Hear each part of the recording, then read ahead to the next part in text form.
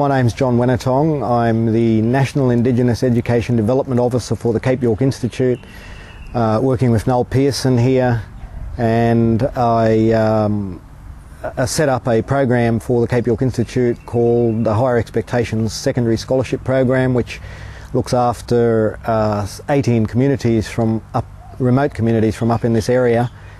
Primary school students who are going from primary to secondary school, gives them a chance to get into the best boarding schools in Queensland.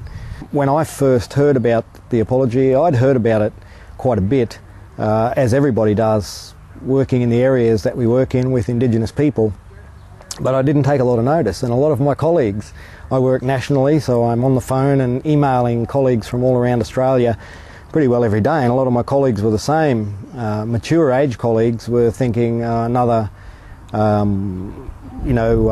plastic thank you, and whether it would do any good or not. And then the strange thing to me was, when it was going on, I was at work, I was working pretty hard, and I'd forgotten that it was even on, and I started getting emails from all around Australia and phone calls from my colleagues and my relations, and one of my relations was Ray Wenitong, the pastor from Redfern, who was in the house that day when they gave the apology, and he texted me from there, and I got all these fantastic upbeat messages from people that were very quiet about it before and were feeling the same way I was, that it was a little bit sarcastic about it, I guess.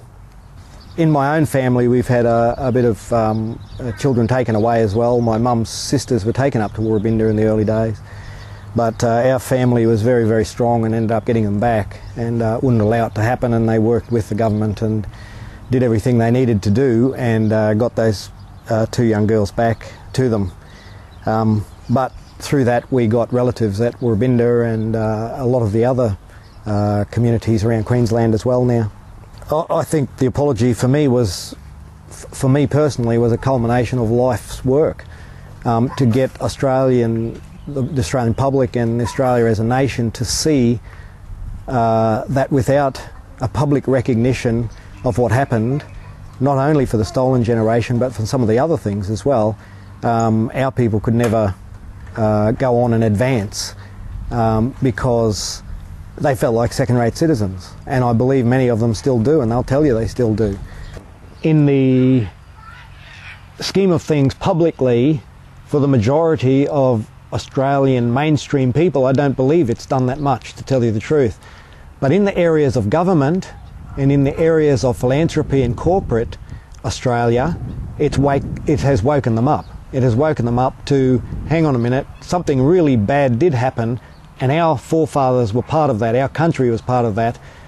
That's starting to change philanthropy, corporate and government attitudes to how they work with Indigenous people. I see that in my work all the time, that people, 20 years ago, I'd go with great ideas and people would basically laugh at me and give me 74 forms to fill out, and I'd have to do that every 3 months to get $6,000 for that 3 months. Today, I can go to corporates, I can go to philanthropists. I'm up to $7 million in 4 years from philanthropy, and close to $750,000 of that is private philanthropy, private Australian citizens. Now, when that apology hit, the philanthropy in Australia jumped. The Australian government has now publicly said sorry to us and to the rest of the world for that particular treatment.